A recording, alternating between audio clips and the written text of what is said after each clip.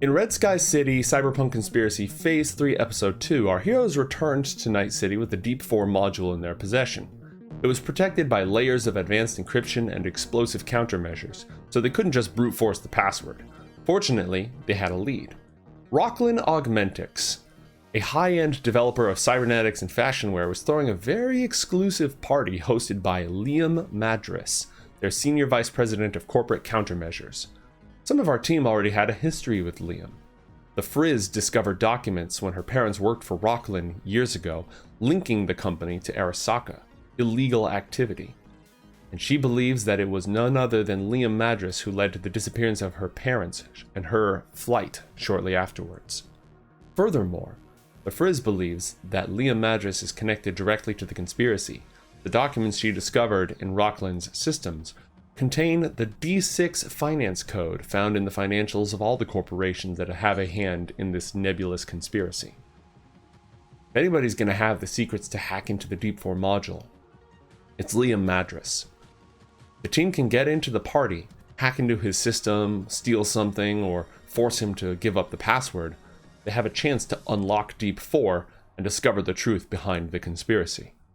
But to do that, first they needed to get into the party, and they didn't have an invitation, so they tracked down someone who did. Billy Joe Brentwood, the head of Night City's Petrochem office. A power broker, bigwig, drinker.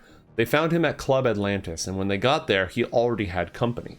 An impeccably dressed, no-nonsense media with tech hair, Zara, was already grilling him while his posse of sycophants lurked around awkwardly. She had a bone to pick with Liam Madras, and dirt on Billy Joe was her ticket into the party. The team and Zara got off on the wrong foot, but they decided that their goals aligned, so they all went together on Billy Joe's invitation and arrived at the Starscraper penthouse.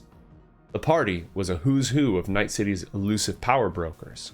There were unfamiliar faces as well as a few surprising appearances by old friends, including Vodyanov, the man who'd provided them with the construction equipment to dig under their apartment, as well as Carlyle, the British exec looking for Jerax's brother.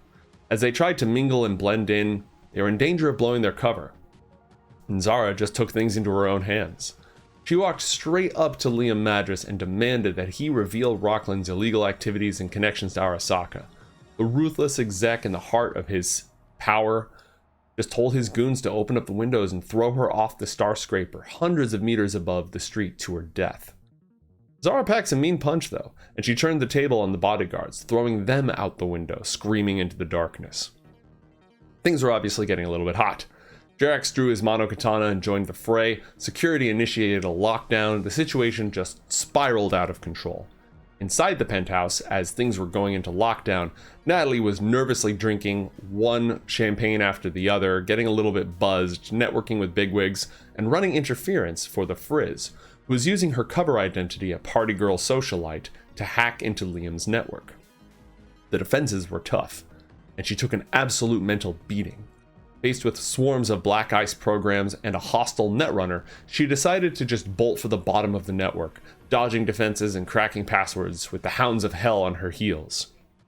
In the nick of time, she reached the bottom of the network, scooped up a bunch of valuable files, and jacked out. Jerax bought some time by posing as an Arasaka assassin sent to kill Carlyle for failure to execute his duties.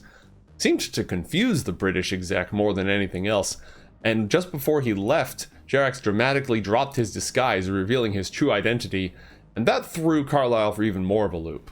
Here the guy who he was sent to hunt down is saying he's an Arasaka assassin? That's gonna throw his brain a little bit. By the end of it, the team escaped out the window, grappling to a nearby superstructure, braving the dangerous winds so far above Night City and evading the corporate cops to flee to the safety of their hidden base. Armed with the security codes they need, they are prepared to crack open the Deep 4 module they recovered from the Hakuto Maru and reveal the truth, the secret behind the Cyberpunk conspiracy.